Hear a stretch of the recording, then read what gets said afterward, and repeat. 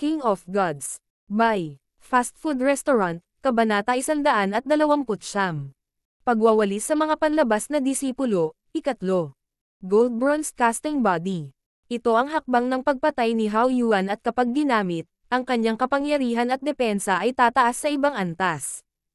Napaatras si Zhao Feng noon at muntik na siyang masugatan. Sa sandaling ito, binuksan ni Zhao Feng ang kanyang kaliwang mata upang siyasatin ang mga depekto ng pagkilos. Sa kanyang enhanced vision mode, sumadjetsit ang pulang gintong liwanag ang lumitaw sa katawan ni Hao Yuan.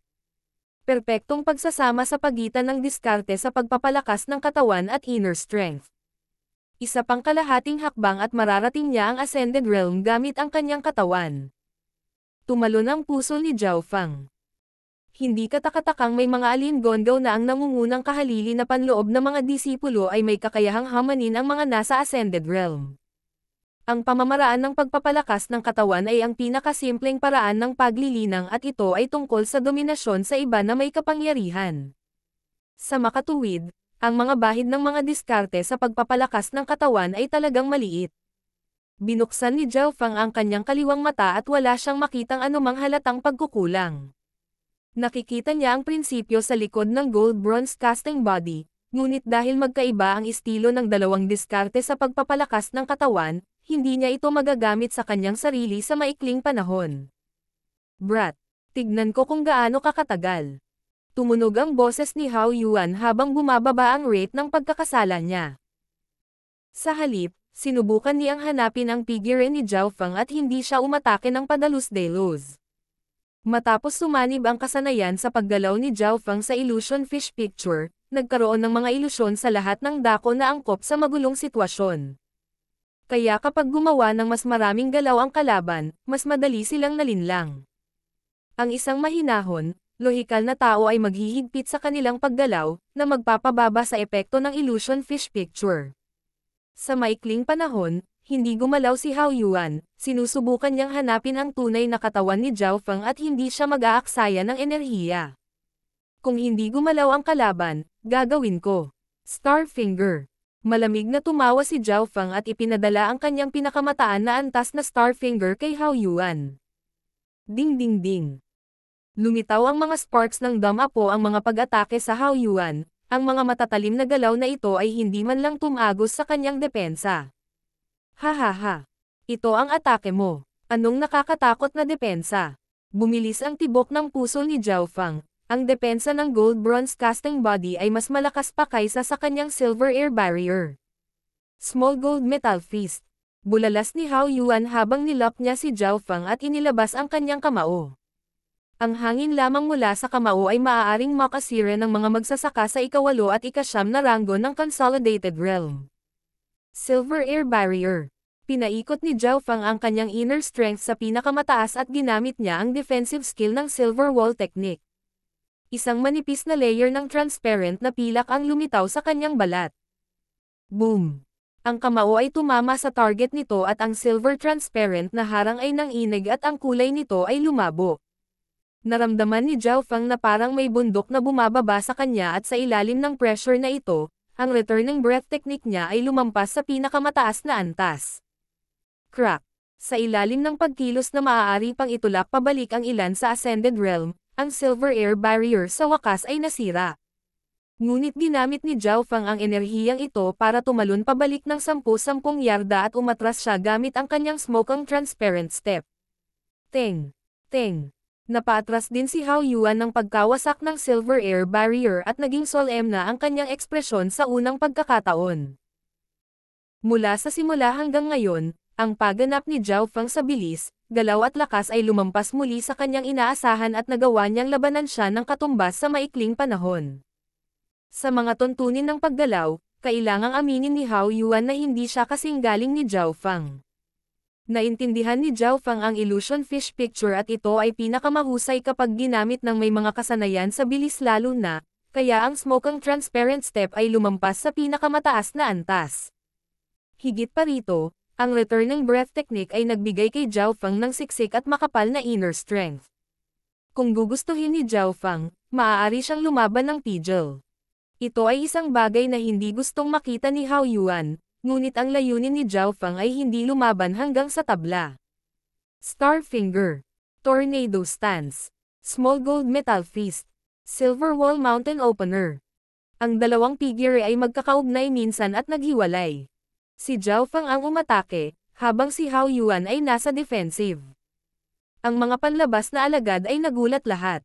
Ang Zhao Feng na ito ay may lakas na maihahambing sa Hao Yuan. Umaasa lang siya sa kanyang kasanayan sa bilis para kontrahin si Hao Yuan. Kung sila ay mag-away, si Zhao Feng ay hindi magiging kalaban ni Hao Yuan. Ang bilis ng kasanayan ay bahagi din ng lakas. Sa mga tuntunin ng bilis, nagagawa niyang talunin ang bawat panlabas na disipulo. Kahit na ano pa ang sabihin nila, ang karamihan ay natulala pa rin sa tunay na lakas ni Zhao Feng. Nakatuon ang kanilang mga tingin sa dalawang figures sa entablado. Malalim ang galaw ni Zhao Feng at sa bawat pagkakataon, malilin lang ang mga manonood. Sa 10 pag-atake, si Hao Yuan ay maaari lamang makakuha ng pinakamataas na 2 hanggang 3 pag-atake sa tunay na target at kailangan niyang umasa sa swerte. Kung paanong naglaban ang dalawa ng 40 hanggang 50 galaw, walang resultang nakita. Tornado Stance. Mysterious Wind Palm. Biglang bumagsak si Zhao Feng sa hangin at nagbago ang kanyang estilo ng pakikipaglaban.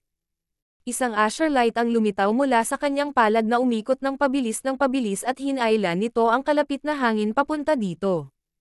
Ang paglipat ay tila mabagal, ngunit sa katunayan ito ay napakabilis at tila ginagamit ang kapangyarihan ng kalikasan upang hatiin ang lahat ng bagay sa kanyang landas. Ang galaw na iyon. Napabuntong hininga si Ji Fengyan, na nanonood sa ibaba. Ang galaw ni Zhao Feng ay ang Mysterious Wind Palm, na tumalo kay Ji Fengyan noong araw na iyon, at ngayon ang galaw ni Zhao Feng ay 1 hanggang 2 beses na mas malakas kaysa dati. Gold Metal Sky Pole. Si Hao Yuan ay time na gumamit ng nakakasakit at nagtatanggol na kasanayan. Nakataas ang dalawang kamay niya na parang gusto niyang itulak pataas ang langit. Ang dalawang killing moves ay nagsalubong ng husto sa kalagitnaan ng hangin at nagpadala ng tuloy-tuloy na tunog. Ding ding ding. Ang isang figure ay nasa himpapawid, habang ang isa ay nasa lupa. Habang nagsasalpukan ang mga galaw, isang magulong surge ng enerhiya ang kumalat sa kalapit na lugar at nagpasabog ng isang layer ng alikabok na tumatakip sa stage. Nagpatuloy ito ng ilang sandali bago naghiwalay ang dalawang figure. Teng! Teng! Teng! Ang isang gintong figure ay nasaktan habang siya ay umatras, habang ang isa naman ay bumaligtad sa himpapawid at marahang lumapag sa lupa. Nang muling bumagsak ang alikabok, makikita ang dalawang figure. Si Zhao Feng ay kapareho ng dati, ang pinagkaiba lang ay ang kanyang damit ay napunit. Para naman kay Hao Yuan, 10-10 marka ng dugo ang lumitaw sa kanyang katawan. Pero sa itsura nito, hindi naman siya malubhang nasugatan. Ngunit kahit noon pa man ay huminga ng malamig ang mga manonood. Sinong mag-aakala na si Hao Yuan ay magugulo? Siguro malapit na siyang maging bagong panlabas na disipulo. Isang malinaw na boses ang narinig mula sa malapit. Nang marinig ang boses na ito, nanigas ang katawan ng maraming tao, lalo na ang mga kapalit na inner disciples tulad ni Ji Fengyan at Hong Brothers, na tumingin sa lalaking nagsalita. Mula sa karamihan, isang landas ang nilikha at lumabas ang isang kabataan. Normal ang mukha ng kabataang ito at kalmado ang ekspresyon. Ngunit ang mukha na ito ang nagbigay galang sa ibang mga alagad. Lin Fan, ika-unang ranggo. Nandito din siya. Narinig ko na minsang natalo ni Lin Fan ang mga panloob na disipulo ng Ascended Realm. Nagdulot ng shockwave ang hitsura ni Lin Fan. Una sa mga panlabas na disipulo. Tiningnan ni na Xiao San, Yun Meng Xiang, Yang Qingshan at iba pa ang bali-balitang figure na ito. Mula nang sila ay maging mga disipulo, narinig na nila ang mga tao na nagsasalita tungkol kay Lin Fan ng higit sa 1 beses. Tila, ang talento ni Lin Fan ay napakakatamtaman, kalahati lamang ng espiritual na katawan at halos hindi siya makapasok sa clan. Ngunit isang katulad niya ang nakaabot sa trono ng mga panlabas na alagad sa pamamagitan ng pagsusumikap. Lin Fan, ang ibig mong sabihin ay si Zhao Feng. Siya ang magiging nangungunang panlabas na disipulo. Kahit na sa tingin mo ay hindi mo siya kapareha. Ang ilan sa mga kahalili na panloob na disipulo ay hindi napigil ang magtanong. Una, ang kanyang kakayahan sa paggalaw ay ang pinakamahusay sa mga panlabas na disipulo. Kahit ako hindi ko siya mapapantayan. Sa pagsasalita hanggang dito, huminto si Lin Fan. Ang ilang kahalili na panloob na mga disipulo ay tumanggaw bilang pagsang-ayon. Pangalawa, ang depensa ni Hao Yuan ay ang pinakamahusay sa mga panlabas na disipulo at hanggang ngayon, si Zhao Feng ay hindi pa nasusugatan samantalang si Hao Yuan ay mayroon, kahit na ito ay kaunting pinsala. Nakangiting sabi ni Lin Fan. Siniyasat ni Yun Mengxiang ang nangungunang panlabas na disipulong ito. Ngunit kahit saang pananaw man siya tumingin, tila normal siya sa lahat ng paraan. Sinuri ni Lin Fan. Ito ay nangangahulugan na ang opensa, depensa at bilis ni Zhao Feng ay umabot na sa tuktok, kaya sa pangkalahatan ay mas malakas siya kaysa kay Hao Yuan. Ang depensa ni Hao Yuan ay ang pinakamahusay sa mga panlabas na disipulo at kung magagawang talunin siya ni Zhao Feng, siya ang magiging bagong nangungunang panlabas na disipulo. Nadama ng karamihan na may dahilan ito. Pagkatapos ng lahat, ang kahalili na panloob na disipulo na niranggo sa ikalawa ay lumaban lamang kay Hao Yuan sa isang draw.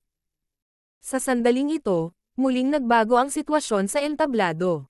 One-line star finger. Partial wind stance. Biglang pinagsama ni Zhao Feng ang third stance ng 4 wind stances sa kanyang mga pag-atake. Ang liwanag mula sa partial wind stance ay mas malakas kaysa sa tornado wind stance at ngayon, ang katawan at cultivation ni Zhao Feng ay parehong mas mahusay kaysa dati. Q. Ang matalim na inner strength ay kumislap sa hangin. Ang daliri ni Zhao Feng ay parang talam habang tumusok ito sa baywang ni Hao Yuan. Paano? Nanigas ang katawan ni Hao Yuan habang tinitingnan ang marka sa kanyang baywang. Hindi siya makapaniwala na ang depensa niya ay napakadaling nasira ng kalaban. Q. Isang manipis na marka ng daliri ang bumungad sa kanyang harapan. Sa sandaling iyon, natulala si Hao Yuan nang may lumabas na madugong marka sa kanyang leeg. Tuwid ang mga balahibo niya sa katawan at bumubuhos ang malamig na pawis mula sa kanyang noo. Tila halos pumasok na siya sa mga pintuan ng kamatayan. Halatang natipid ang lakas ng pangalawang daliri kung hindi ay nahiwa ang kanyang lalamunan. Tulad ng naisip ko, kumikislap ang mga mata ni Zhao Feng habang nakatayo siya sa harap ni Hao Yuan. Walang alinlangan, ang pinakamakapangyarihang solong target na galaw ni Zhao Feng ngayon ay ang one-line star finger na pinagsama sa partial wind stance. Ang kanyang burning wind stance ay naintindihan lamang ng 20 hanggang 30% sa ngayon. Nang sumanib ang tornado stance sa mysterious wind palm, mas tumagal ang pag-atake ngunit hindi ito kasing epektibo ng partial wind stance laban kay Hao Yuan. Ang partial wind stance ay naglalayon para sa talas at ito ang perpektong kontra laban sa mga diskarte sa pagpapalakas ng katawan dahil ang forte nito ay pagbubutas, na angkop laban sa mga kalaban na may malakas na depensa. Natalo ko. Hanggang sa ilang sandali lamang ay napagtanto ni Hao Yuan na siya ay natalo, ngunit kailangan niyang harapin ang katotohanan ito. Ang anumang labanan ay walang kabuluhan dahil ang one-line star finger ni Zhao Feng na sumanib sa partial wind stance ay maaaring sirain ang depensa na napakadali niyang ipinagmamalaki. King of Gods, Kabanata 130. Nangungunang panlabas na disipulo. Ang naghahaman, si Zhao Feng ang nanalo. Umalangaw-ngaw ang boses ni Deacon Q at nagising ang mga panlabas na disipulo mula sa kanilang panaginip. Natalo si Hao Yuan. Ang pagkabigla ay lumitaw sa mga mukha ng mga panlabas na disipulo, naramdaman nilang ito ay biglang dumating. Ang huling pag-atake ni Zhao Feng ay madaling nakalusot sa depensa ni Hao Yuan. Ang bilis at depensa ng huli ay parehong mas mahina kaysa kay Zhao Feng. Anong kumpiyansa ang mayroon si Hao Yuan upang magpatuloy sa pakikipaglaban? Ang huling palitan ay naging dahilan ng pagbabago ng ekspresyon ni Lin Fan, na nasa ika-unang ranggo sa mga panlabas na disipulo, ng husto. Nakakakilabot na pag-atake. Maaari pa itong magbanta sa mga cultivator sa First Sky of the Ascended Realm. Napaisip si Lin Fan sa kanyang puso habang sinisiyasat niya si Zhao Feng sa entablado.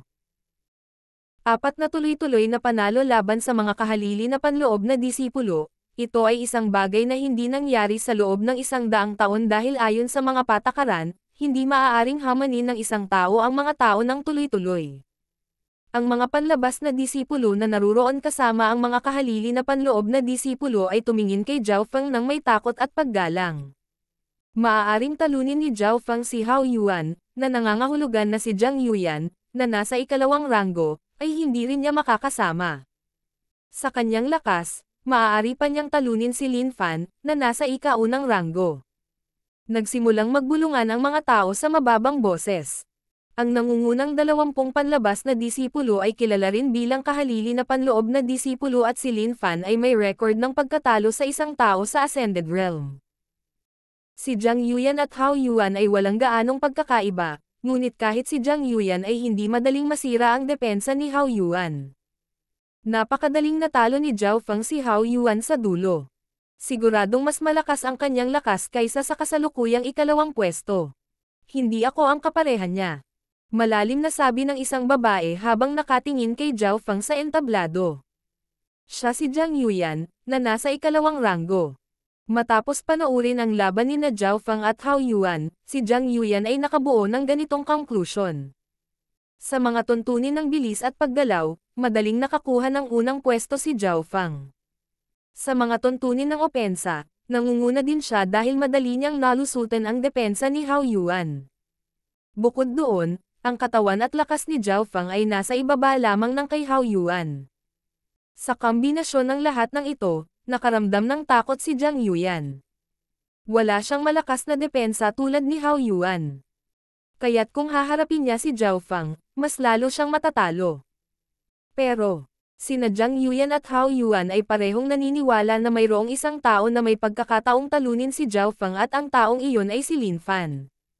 Napakalakas mo. Mula ngayon, ikaw na ang magiging bagong nangungunang panlabas na disipulo. Ngumiti si Lin Fan. Nang marinig ito, natigilan ang mga tao. Ano ang nangyayari? Lumitaw ang pag-uusisa, malinaw na alam nilang lahat kung gaano kalakas si Lin Fan. Hindi kaya kahit si Lin Fan ay hindi kasing lakas ni Zhao Feng. Lin Fan, hindi mo man lang siya inaway, kaya bakit mo siya binigyan ng titulong nangungunang panlabas na disipulo? Sina Hao Yuan at Jiang Yuyan ay parehong ayaw. Alam nilang dalawa na natalo pa ni Lin Fan ang isang tao sa Ascended Realm, kaya dapat na mas nakakatakot ang kanyang lakas. Nang marinig ito, sumulyap si Zhao Feng kay Lin Fan gamit ang kanyang kaliwang mata at agad na naunawaan. Hahaha. Hindi na ako panlabas na disipulo. 2 araw ang nakalipas, nakapasok ako sa Ascended Realm at nagpunta ako sa Heavenly Core Division para maging isang panloob na disipulo. Malakas na tumawa si Lin Fan habang kumakalat mula sa kanyang katawan ang isang silakbo ng mental energy, na pinipilit ang mga panlabas na disipulo. Nagulat ang lahat sa balitang ito. Nakapasok na siya sa Ascended Realm at naging isang panloob na disipulo. Ito ang pangarap ng maraming panlabas na disipulo at sa wakas ay nakamit ni Lin Fan ang pangarap na ito matapos makipaglaban sa mga panlabas na disipulo sa mahabang panahon. Ang lahat ay sumulyap ng may pag-unawa kay Lin Fan. Ngumiti rin si Zhao Feng. Pakiramdam niya ay medyo mabait itong Lin Fan na ngayon lang niya nakilala. Zhao Feng, naniniwala ako sa loob ng ilang taon, magkikita na tayo bilang mga panloob na disipulo. Binigyan ni Lin Fan si Zhao Feng ng mataas na ebalwasyon. Umaasa ako. Mapagpakumbaba na sabi ni Zhao Feng. Hindi nagtagal si Lin Fan at iniwan niya ang isang grupo ng mga naiinggit na panlabas na disipulo. Pagkaalis ni Lin Fan, muling naging sentro ng atensyon si Zhao Feng. Ngayong panloob na disipulo na si Lin Fan, hindi ba't si Zhao Feng na ang bagong nangungunang panlabas na disipulo? Ang puso ng mga tao ay tumalon sa takot, paggalang at pag-iingat lalo na ang mga tao tulad ni Hao Yuan, ang Hong Brothers at Ji Fengdian. Si Zhao Feng na ngayon ang nangungunang panlabas na disipulo, ito ay isang resulta na hindi rin inaasahan ng huli. Nawalis na niya ang lahat ng mga panlabas na disipulo at siya ngayon ay nakatayo sa tuktok. Ang pagkatalo sa 4 na kahalili na panloob na disipulo sa isang hilera, nakamamanghang Jiang Yuyan, na nasa ika-2 pwesto at si Lin Fan ay nakarating lamang sa Ascended Realm. Teng. Lumapag si Zhao Feng sa harap ni Nan Gongfan at Yang Qingshan. Parehong nasa sabik ang dalawa at hindi nila alam kung iiyak o matatawa. Sa tabi nila, si Prinsesa Yun Mengxiang ay may masalimuot na emosyon sa kanyang mga mata habang sinisiyasat niya ang kabataang ito, na nalampasan muli ang kanyang inaasahan. Kahit papaano, habang sino-survey niya si Zhao Fang, mas nararamdaman niyang hindi niya ito nakikita. Ngayong umalis na si Lin Fan, ang 20 kahalili na panloob na disipulo ay may isang pwesto na nawawala at magkakaroon ng isa pang laban para sa natitirang pwesto. Ayon sa mga patakaran, ang ranggo ni Zhao Fang ay tataas mula ika-3 hanggang ika-2. Ngunit sa sandaling ito, si Jiang Yuyan ay lumapit kay Deacon Qiu at may sinabi. Tumanggaw si Deacon Qiu at tinawag si Zhao Fang. Sinabi ni Jiang Yuyan na hindi siya kasing lakas mo. Mula ngayon, ikaw na ang magiging nangungunang panlabas na alagad at tatanggap ng pinakamahusay na pagtrato. Nakangiting sabi ni Deacon Qiu. Nagtataka na tumingin si Zhao Fang kay Jiang Yuyan. Zhao Fang. Inaamin kong hindi ako ang kapareha mo ngayon, pero hindi magtatagal ay babawiin ko ang ranggo na sa akin. Malamig na nagsalita si Jiang Yuyan saka tumalikod at umalis. Tulad nito, si Zhao Fang ang naging nangungunang panlabas na disipulo at sa parehong araw, lumipat siya sa isa pang patio. Ang pagtrato sa unang pwesto ay mas mahusay kaysa sa iba. Halimbawa, nakakakuha si Zhao Fang ng 10 substandard na Primal Crystal Stone bawat buwan, nakapareho ng isang panloob na disipulo. Kasabay nito, makakakuha din siya ng iba pang mga mapagkukunan. Zhao Fang, nabalitaan ko na maaari kang pumunta sa clan at pumili ng middle class mortal skill sa loob ng 3 araw maliban kung may haamon sa iyo sa panahong ito. Dumating si Prinsesa Yun Mengxiang at sinabi sa kanya. Middle class mortal skill. Natuwa at nagulat si Zhao Fang nang marinig niya ito. Ang rippling technique ni Bei Moy ay isang middle class mortal skill at ginamit niya ito para duminahin ang 5 sa kanila noon. Sinanay ni Xiao San ang Blazing Sun Manual at kahit na hindi pa niya naabot ang isang mataas na antas, ang lakas nito ay sapat na upang maabot ang nangungunang 10. Ngunit ang middle class mortal skills ay hindi bukas sa mga panlabas na disipulo. Kapag ang isa ay naging isang panloob na disipulo ay magkakaroon sila ng pagkakataong matuto ng middle class mortal skill. Kahit na ang pagkakaiba sa pagitan ng low class at middle class na mortal na kasanayan ay tila maliit, ito ay mas malaki kaysa sa pagkakaiba sa unang ranggo ng Consolidated Realm. Kung walang anumang mga aksidente sa susunod na 3 araw, dapat akong makakuha ng isang middle class mortal na kasanayan. Si Zhao Fang ay puno ng pag-asa. Siyempre, hindi niya nakalimutan ang tungkol sa Thousand Leaf Pond. Malaki ang naiambag nito sa kanyang layunin na makapasok sa Ascended Realm gamit ang kanyang katawan. Sa makatuwid, gumugol siya ng maraming oras sa pag-unawa sa 7 array na libro na ibinigay sa kanya ng matandang si Zhang. Dahil nakainom na si Zhao Fang ng 2 marrow cleansing pills, ang kanyang mga katangian ay tumaas ng husto at ang kanyang silver wall technique ay umunlad ng husto. Siguro sa loob ng 10 araw, maaabot na ng kanyang silver wall technique ang pinakamataas na ika-9 na ranggo. Bukod sa cultivation, binisita din ni Zhao Fang sina Nan Gongfan at Yang Qingshan. Kahit saan siya pumunta, binabati siya ng mga panlabas na alagad. Pagbati, Brother Zhao. Kahit na ang ilang mga alagad na mas matanda sa kanya at may mas mahusay na talento, ay magalang na bumabati sa kanya. Ngayon si Zhao Fang ang nangungunang panlabas na disipulo at dinurog niya ang bawat panlabas na disipulo sa ibaba ng kanyang mga paa. Ang layuning ito ay nakamit ng mas maaga kaysa sa inaasahan niya. Sa proteksyon ni Zhao Fang, naging maluwag ang mga araw ni Yang Qingshan at Nan Gongfan. Brother Zhao, walang nang ahas na saktan tayo ngayon. Tuwang-tuwa si Yang Qingshan kaya napataas ang kanyang mga kilay. Si Nan Gongfan sa kabilang banda ay bahagyang nag-alala. Brother Zhao, ang iyong pagganap sa nakaraan ay napakahusay.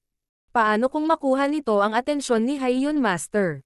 Bilang isang panlabas na disipulo, gaano man ako kalakas, hindi ko pa rin makukuha ang atensyon ni Haiyun Master. Tanging kapag ako ay naging isang panloob na disipulo ay papasok ako sa kanyang linya ng paningin. Nagtiwala si Zhao Fang. Natitiyak niyang hindi pa alam ni Haiyun Master ang kanyang pag-iral sa ngayon dahil mayroon lamang siyang low-tier spiritual body at ang mga taong tulad ni Quan Chen ay hindi tumitingin sa kanya sa mata. Kahit gaano kalakas ang isang disipulo sa Consolidated Realm, isa pa rin silang langgam. Lumipas ang 3 araw sa isang iglap at walang nang ahas na hamanin ang posisyon ni Zhao Fang. Sina Jiang Yuan at Hao Yuan, na nasa ikalawa at ikatlo, ayon sa pagkakabanggit, ay parehong alam na hindi sila ang kalaban ni Zhao Fang. Kaya agad na pumunta ang huli sa Outer Hall Division at nag-apply ng consent para makuha ang kanyang middle-class mortal skill. Ang kanyang aplikasyon ay kailangang sumang-ayon ng Outer Hall Division upang patunayan na walang panloloko na kasangkot, ngunit ang lakas ni Zhao Fang ay totoo sa kanyang pangalan. Ang 4 na tuloy-tuloy na panalo sa araw na iyon ay ikinagulat ng lahat ng mga panlabas na alagad at nakita pa ito ng ilang dekan. Ang pinakamahalagang bahagi ay ang isang vice head ay sumangayon sa kanyang mga hamon at sa makatuwid, ang kanyang aplikasyon ay madaling pumasa. Itong Hollow Building Token ay maaari lamang gamitin ng isang beses. Gamit ang token na ito sa aming mga kamay, maaari kang makapasok sa sagradong lugar ng clan, ang Hollow Building. Iniabot ni Deacon Q ang isang Asher Bronze Token. Ang Hollow Building. Bahagyang nagulat si Zhao Fang dahil narinig na niya ang mga chismis tungkol sa Hollow Building noon. Ang Hollow Building ay hindi tulad ng mga aklatan ng martial arts sa mortal na mundo, ito ay isang lugar ng pamana mula sa clan. Ayon sa mga patakaran, ang isang normal na inner disciple ay maaari lamang makapasok sa gusali ng isang beses bago maabot ang fourth sky of the Ascended Realm. Si Deacon Q ay nagbigay ng mahabang sulyap kay Zhao Fang. King of Gods, Kabanata 131. Extreme Choice.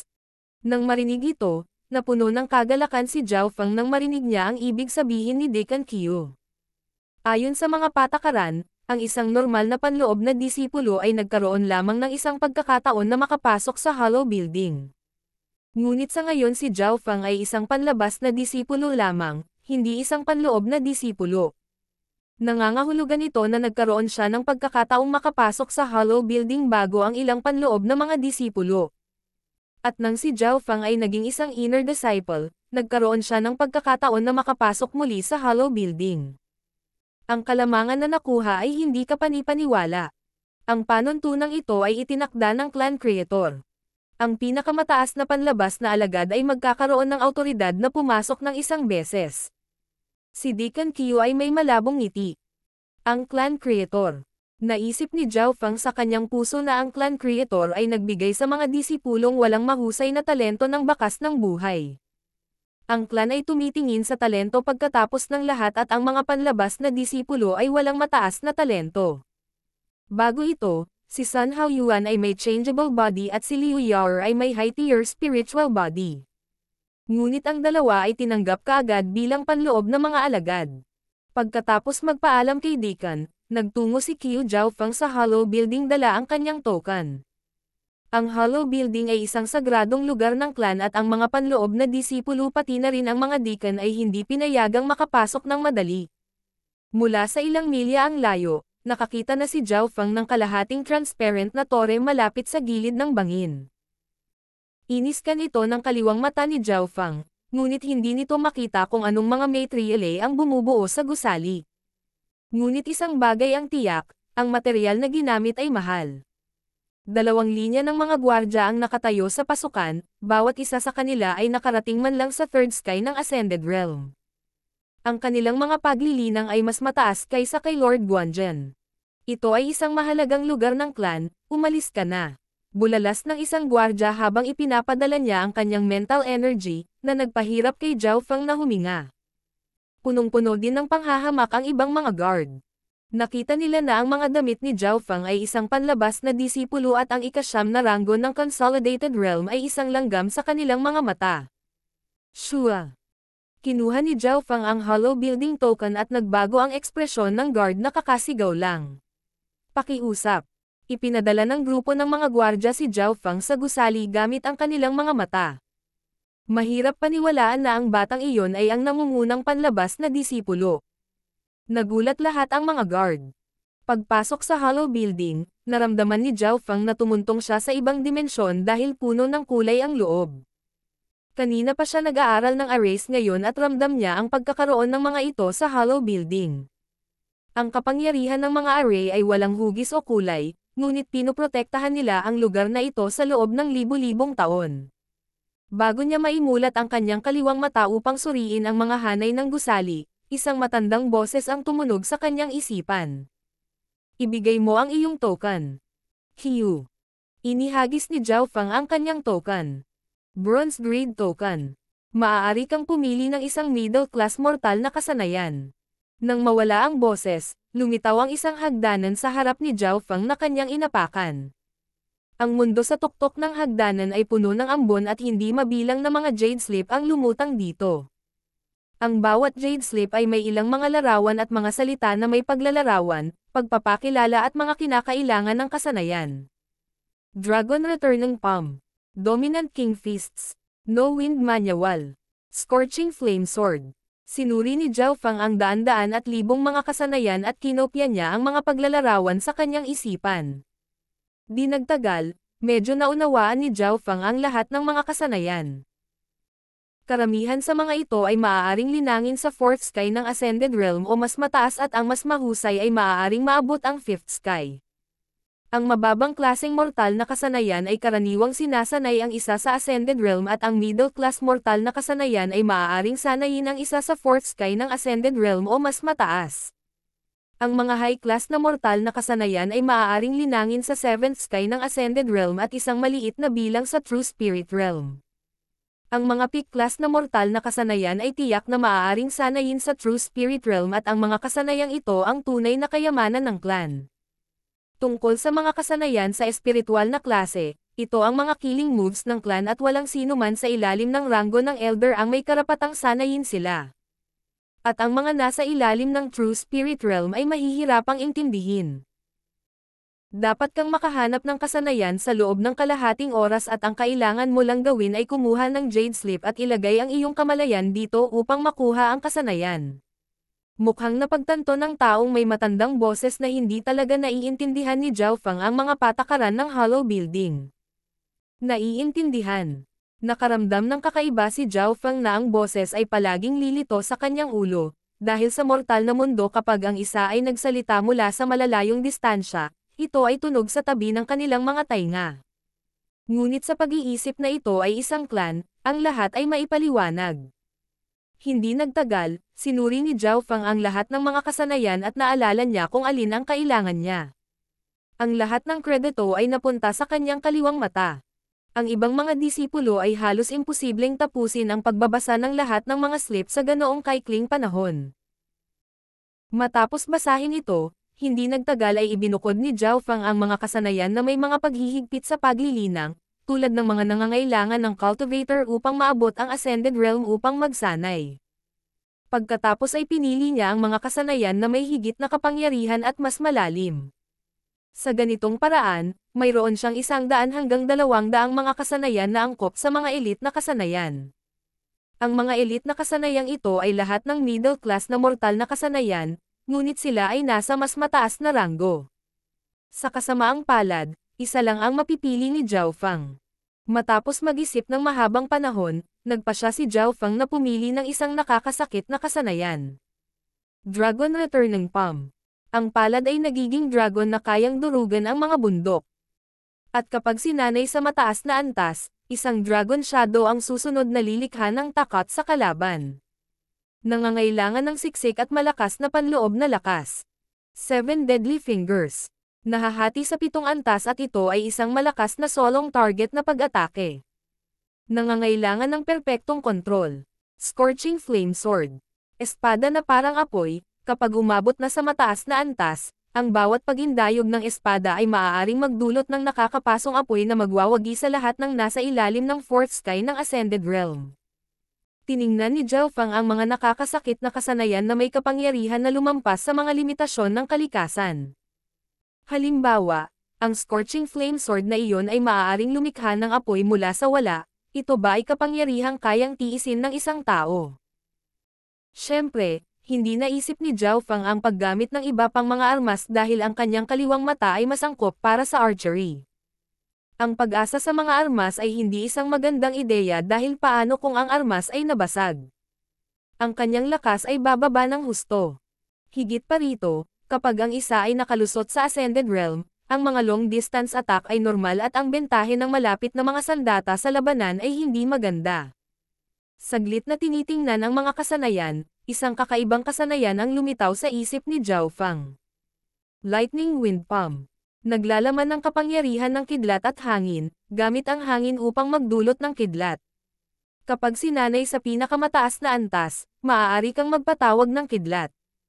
Pero siguro dahil partial skill lang halos, walang nagsanay nito hanggang sa pinakamataas na antas. Pansinin. Ang kasanayang ito ay naglalaman ng maraming panganib at mayroong mga tala ng isang magsasaka na nagsanay sa kasanayang ito na pinatay ng kidlat. Matuto ng mabuti. Ang huling babala ay tila idinagdag lamang dahil sariwa pa ang mga marka. Lightning Wind Palm, magiging ikaw. Pinili lang ni Zhao Fang ang kasanayang ito, at isa ito sa pinakamapanganib. Siya ay nagsanay noon sa Starfinger at naunawaan ni Zhao Fang na kung mas mapanganib ang paglilinang, mas nakakatakot ang kapangyarihan nito. Ang Lightning Wind Palm ay pareho at ang mga disipulo ng Broken Mon Clan ay hindi maglakas loob na sanayin ito. Higit pa rito, walang gustong sayangin ang mahalagang pagkakataong ito para sumugal sa hindi kilalang kasanayan. Ngunit nang ahas si Zhao Fang. Una, nagkaroon siya ng isa pang pagkakataon na makapasok sa Hollow Building. Pangalawa, dahil walang nang ahas na sanayin ang kasanayang ito, nangangahulugan ito na ang kapangyarihan nito ay nakakatakot. Nakita ni Zhao Fang ang kasaysayan ng clan at ang mga maalamat na figure na iyon ay palaging nagsanay ng mga kasanayang iyon na hindi kayang maabot ng iba at sa wakas ay maabot ang tuktok ng tore. Kung pumili si Zhao Fang ng isang kasanayan na madaling sanayin ng iba, kung gayon ano ang pagkakaiba niya sa kanila? Sigurado ka bang pipiliin mo ang Lightning Wind Palm? Binabalaan kita, ang kasanayang ito ay mahirap matutunan at mas mapanganib pa kaysa sa ilang high-class mortal na kasanayan. Tumunog ang sinaunang boses. Oo, tumugon si Zhao Fang sa malakas na tono. Ang ganoong tono ay nagpatigil sa matandang boses. Ito ang kauna-unahang pagkakataon na nakakita siya ng isang tao na pumili ng ganoong mapanganib na kasanayan ng may ganoong kumpiyansa. Ang mga taong ito ay mailalarawan lamang bilang mayabang. Hahaha, kadalasan may dalawang resulta kapag ang isa ay nagsasanay sa Lightning Wind Palm. Ang unang resulta ay hindi naabot ng isa ang pinakamataas na antas at habang nagsasanay, nabali ang kanilang mga litid o ang ibabang bahagi ng kanilang katawan ay nagiging inutil. Ang pangalawang resulta ay ang isang kababalaghan na may mataas na pangunawa ay natututo nito, nataman ng kidlat at namatay. Ang huli ang ikinalulungkot. Bahagyang tumawa ang sinaunang boses at hindi na siya nagsalita. Dalawang resulta. Ang una ay hindi maabot ang pinakamataas na antas, samantalang ang pangalawa ay tamaan ng kidlat at mamatay. Kung sino man iyon, makaramdam sila ng takot o kahit man lang mag-alala, ngunit hindi pinakinggan ni Zhao Fang ang matandang boses at pinagsanib niya ang kanyang kamalayan sa Jade Sleep. Weng! Isang liwanag ang lumitaw mula sa sleep na humila sa kamalayan ni Zhao Fang sa isang mundong puno ng hangin at kidlat. Isang tanawin ng isang figure ang lumitaw, na nagsasanay ng kasanayan sa palad sa mundo ng hangin at kidlat. Ang kapangyarihan ng kasanayan ay naging mas dakila at higit pa bago ito tuluyang sumanib sa kidlat at durog sa isang 50,000 kilo na bundok. Nakakatakot na kapangyarihan. Si Zhao Fang ay likas na kinopya ang eksenang ito sa kanyang isipan gamit ang kanyang kaliwang mata. Kaagad pagkatapos, unti-unting pumasok sa isip ni Zhao Fang ang nilalaman ng kasanayan. Ang Jade Sleep ay naglalaman ng mga nilalaman na maaari lamang matingnan ng isang beses, ngunit dahil kinopya ni Zhao Fang ang buong eksena sa kanyang kaliwang mata, mauunawaan niya ito mamaya. Sa ilalim ng kapangyarihan ng mga array, ang nilalaman ng Lightning Wind Palm ay dahan-daang sumanib sa isip ni Zhao Fang at agad itong naisalo ng huli. Pagkatapos ay sinimulan niyang suriin ang mga Jade Sleep pati na rin ang ambon gamit ang kanyang kaliwang mata. Ang maulap na lugar na kinaroroonan niya ay nababalot ng napakalaking hanay na tumagal ng 1,000 taon at iniisip ni Zhao Fang kung masisira ba o hindi ang hanay na ito o may mga bahid ba. Binuksan niya ang kaliwang mata at may lumabas na Asher light sa eyeball niya habang pinagmamasdan niya ang kalapit na lugar. Sa ilalim ng kanyang pinahusay na mode ng paningin, lumitaw ang larawan at mga linya na bumuo ng isang array. Nakopya ko na. Kinopya ni Zhao Fang ang istruktura ng array sa kanyang kaliwang mata. Pag-aaralan ko ito pagbalik ko. Napaisip si Zhao Feng habang ang liwanag mula sa Jade ay dumulas sa kanyang harapan. Kasabay nito, ang iba pang mga Jade na dumulas sa lugar ay nawala lahat ng kanilang ningning. Tulad nito, kinuha ni Zhao Feng ang mga nilalaman ng Lightning Wind Palm pati na rin ang istruktura ng array palabas ng Hollow Building. Bago siya umalis, narinig niya ang babala ng matandang tinig. Ang mga kasanayan ng Hollow Building ay hindi dapat ikalat o kung hindi ay mapilayan ang paglilinang ng tao. Alalahanin mo ito. King of Gods, Kabanata 132. Lightning Wind Palm. Si Zhao Feng ay hindi nag-abalang pakinggan ang boses na ito at umalis sa Hollow Building. Pagkaalis niya, isang tawa na naglalaman ng galit ang umalangaw mula sa loob ng gusali. Ang yabang na brat. Ang lakas ng loob niyang hindi ako pansinin. Simula nang pumasok si Zhao Feng sa Hollow Building, hindi na pinakinggan ni Zhao Feng ang boses at ginawa niya ang sa tingin niya ay tama. Kaya hindi niya inilagay sa puso ang mga babalang ibinigay ng boses. Mula sa pananaw ni Zhao Feng, kailangan lang na sundin ng isa ang mga alituntunin ng boses. Tama ang kanyang iniisip ngunit hindi niya alam na ang may-ari ng boses ay isang malaking figure sa clan. Maging ang mga panloob na alagad ay iginagalang siya. First Elder, isa lamang itong tulala na panlabas na disipulo, walang saysay na mag-aksaya ng oras sa kanya. Tumawa ang isang matandang lalaki sa loob ng gusali. Ang taong ito ay ang elder na nagbabantay sa Hollow Building, ngunit ang First Elder ay dumating ngayon upang gumawa ng isang regular na pagsusuri. Nakita niya si Zhao Feng na kumuha ng isang lubhang mapanganib na kasanayan, kaya binalaan niya ito ng may mabuting kalooban, ngunit sa halip ay hindi siya pinansin ng huli. Panlabas na alagad. Kung tama ang pagkakaalala ko, ang pinakamataas na panlabas na alagad lamang ang may karapatang pumasok. Bahagyang nagulat si First Elder. Ginawa ng clan creator ang panuntunang ito sa malayo at nagpatuloy ito hanggang ngayon at alam ng First Elder ang layunin nito. Kung mas may talento ang isa, mas nagpapatuloy sila sa landas ng paglilinang, sa makatuwid ang clan ay nagbigay ng malaking kahalagahan sa talento. Ngunit hindi lang talento ang nakapagpasulong sa isang tao, kaya ginawa ng lumikha ang panuntunang ito para tulungan ang mga walang mahusay na talento. Pagkatapos bumalik sa kanyang courtyard, sinimulan ni Zhao Feng na maunawaan ang Lightning Wind Palm sa kanyang ulo. Ang Lightning Wind Palm ay isang kasanayan sa Ops iba, na angkop kahit sa Sixth Sky ng Ascended Realm. Mula sa puntong ito lamang, masasabi ng isa na ito ay mas mahusay kaysa sa iba pang mga middle-class mortal na kasanayan. Binigyang pansin ni Zhao Feng ang paglalarawan nito na naglalaman ng mga salitang Ancient Partial Skill. Ang mga kasanayan mula noong unang panahon ay may mga pagkakaiba sa mga kasalukuyang at ang lumang boses ay nagsabi sa kanya na ang kasanayang ito ay mas mahirap matutunan kaysa sa ilang mga high-class mortal na kasanayan. Kaya mula sa pagsusuri ni Zhao Feng, ang ranggo ng kasanayang ito ay hindi dapat kasing simple ng isang middle-class na mortal na kasanayan.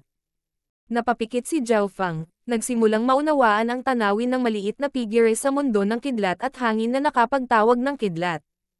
Nakakatakot. Nakita ni Zhao Feng ang eksena at hindi niya maiwasang mapabuntong hininga. Ang Lightning Wind Palm ay nahati sa 6 na antas. Ang first level, Learner. Pag-unawa sa lakas ng hangin. Ang second level, Beginner. Nagsimulang mabuo ang aura ng kidlat at hangin. Ang third level, Low level. Ang palad ay maglalaman ng tunog ng kidlat at ang isa ay mahihirapang humanap ng katapat laban sa mga nasa ilalim ng fourth sky ng Ascended Realm. Ang fourth level, mataas na antas. Ang kakayahang manhid ng kalaban, upang ang kanilang mga aksyon ay bumagal.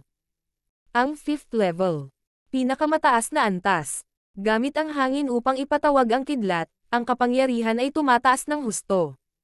Ang sixth level, hangganan na antas.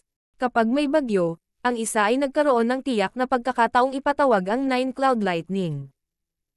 Kapag nagtagumpay ang isa, ang sino mang nasa ilalim ng True Spirit Realm ay masisira at ang pag-iral sa True Spirit Realm ay magiging maingat.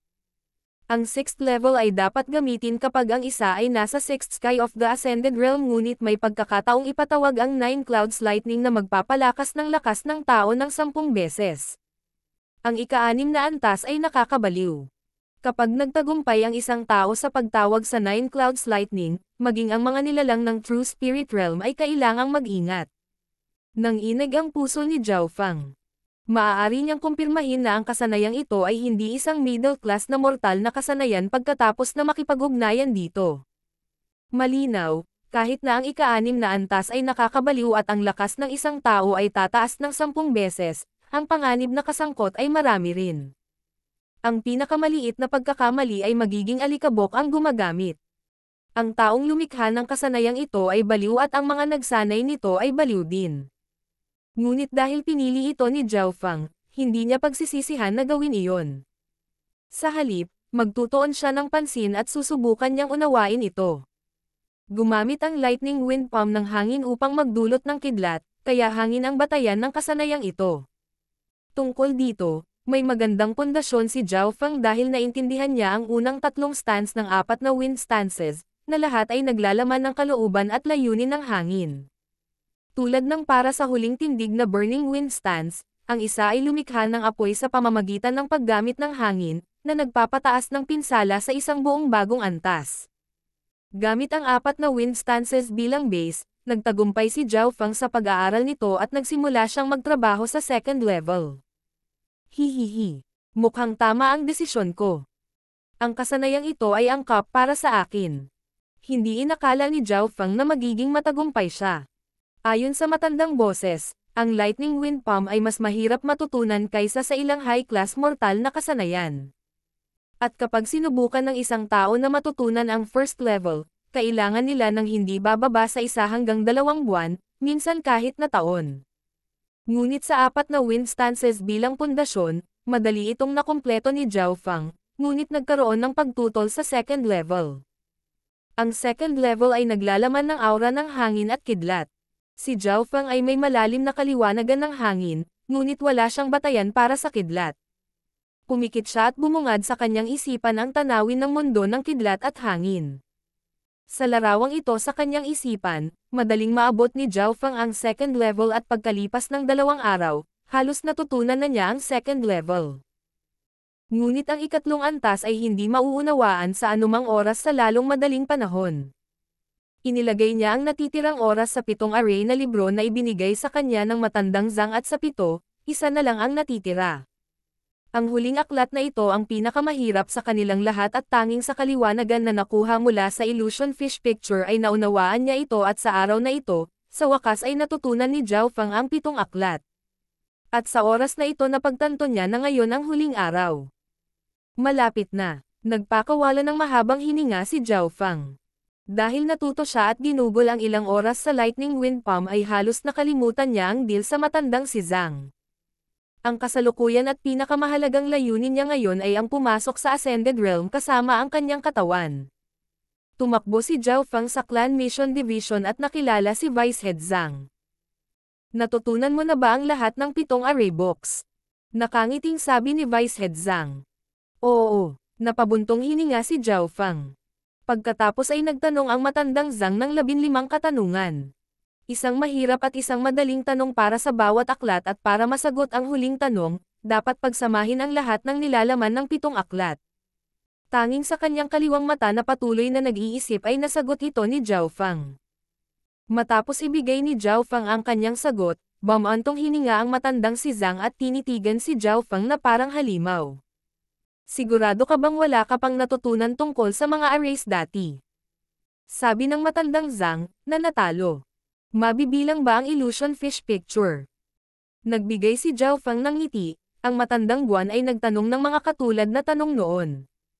Bahagyang kumunot ang mga pisngi ni Vice Head Zhang.